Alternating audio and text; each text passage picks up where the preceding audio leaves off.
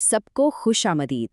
आज हम एक ऐसी अहम महारत की बात करने वाले हैं जो किसी की भी ज़ाती और पेशावराना ज़िंदगी में एक बड़ा फ़र्क ला सकती है, और वो है नए लोगों से मिलना।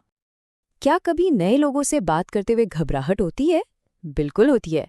मुझे याद है एक दफ़ा मैं एक बड़ी कॉन्फ्रेंस में गया था और इतना नर्वस था कि पहला घंटा तो बस बाथरूम में ही छुपा रहा। तो अगर किसी के साथ ऐसा होता है तो परेशान होने की ज़रूरत नहीं, ये बिल्कुल नॉर्मल है। हाँ, ये एहसास, मैं बहुत शर्मीला था, मैं बस कोने में खड़ा रहता था, ये बहुत से लोगों का जाना-पहचाना एहसास है।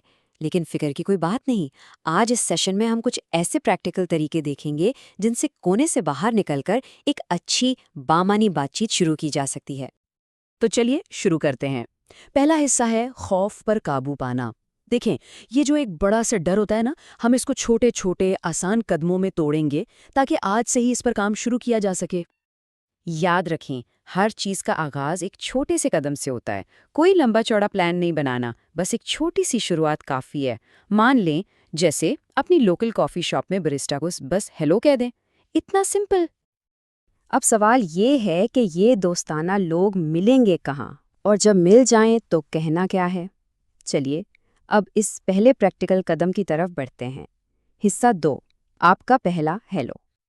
देखिए, कुछ जगहें ऐसी होती हैं जहां बात शुरू करना बहुत आसान और नेचुरल लगता है, जैसे कि पार्क, किसी पार्टी में खाने की मेज़, कॉफ़ी शॉप या स्कूल।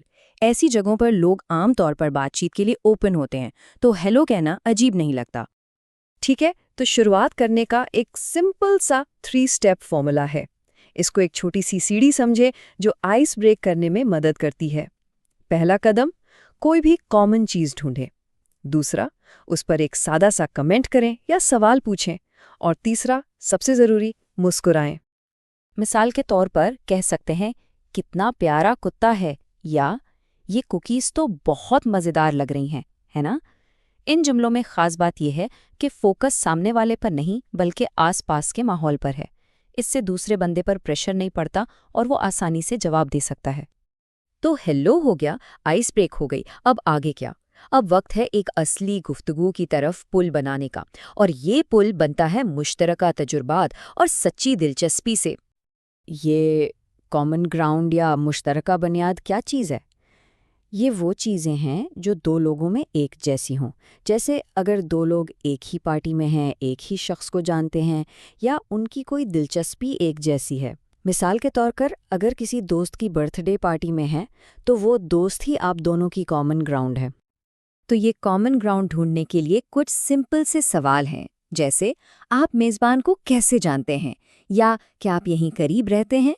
हो सकता है आप क्या करते हैं पूछने पर पता चले कि आप दोनों एक ही फील्ड में हैं, और बस आपके पास बात करने के लिए ढेर सारी चीज़ें होंगी।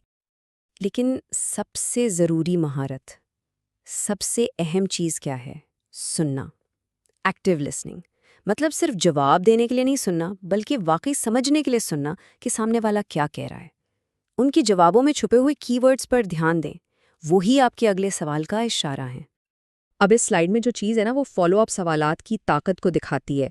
देखें, एक बुनियादी सवाल और एक फॉलो अप सवाल में क्या फ़र्क है। ये बिल्कुल ऐसे है जैसे मछली पकड़ना।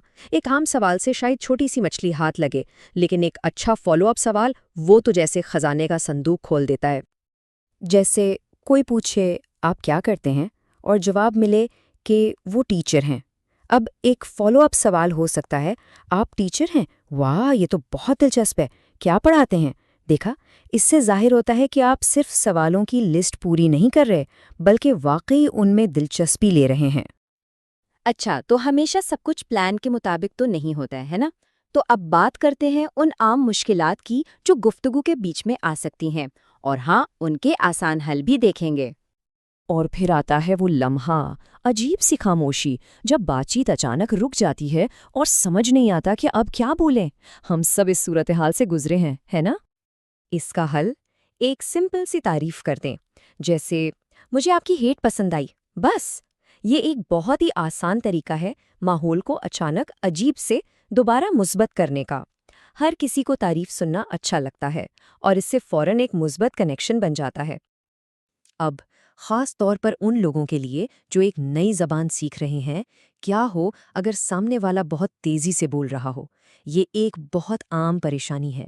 लेकिन याद रखें, ज़्यादातर लोग बहुत सब्र से काम लेते हैं और आपकी कोशिश को सराहते हैं। ऐसे में ये मैजिक फ्रेजेस आपके काम आएंगे। इनको अपनी सुपर पावर समझें। जैसे, क्या आप ज़रा आहिस्ता बोल सकते हैं? या माफ़ कीजिए, मैं अंग्रेज़ी सीख रहा हूँ। ये कहना कमज़ोरी नहीं, बल्कि गुफ्तगू को अपने कंट्रोल में रखने का एक ज़रिया है। चलिए, अब आते हैं सबसे मज़ेदार हिस्से पर। एक अच्छी सी बातचीत को एक गहरी दोस्ती में कैसे बदला जाए। ये है आखिरी लेकिन सबसे अहम कदम। तो राब्ते में कैसे रहा जाए, इसका भी एक सिंपल सा प्लान है। पहले कुछ अच्छा कहें, आपसे बात करके बहुत अच्छा लगा। फिर कनेक्ट करने के लिए पूछें, क्या आप इंस्टाग्राम पर हैं? और आखिर में बाद में एक मैसेज ज़रूर करें। ये एक सिंपल सी मुलाकात को एक नए रिश्ते की शुरुआत बना सकता है। और इन सब चीज़ों के पीछे जो सबसे अहम चीज़ है वो है सोच, माइंडसेट। सिर्फ 2 चीज़ें याद रखें, मेहरबान बने और दूसरों के बारे में जानने का शौक रखें। यही शौक बेहतर सवालात करवाएगा और मेहरबानी एक बेहतरीन सुनने वाला बनाएगी। तो आइए जल्दी से सब कुछ रिवाइज कर लें। अहम निकात क्या है? कम दबाव वाली जगहों पर छोटी शुरुआतें करें, फॉलो अप सवालों से कॉमन ग्राउंड ढूंढें, अगर कहीं फंस जाएं तो मैजिक फ्रेजेस का इस्तेमाल करें, और हाँ, हिम्मत करें और राब्ते में रहें। देखा, ये कोई रॉकेट साइंस नहीं है, बस छोटे छोटे हिम्मत वाले कदम हैं। आखिर में बस यही कहना है कि अपनी अंग्रेजी पर फख्र करें। ये सिर्फ एक ज़बान नहीं, ये दुनिया से मिलने का एक ज़रिया है, एक टूल है। इसको इस्तेमाल करें और देखें कि कौन सी नई दुनिया आपके लिए अपने दरवाजे खोलती है।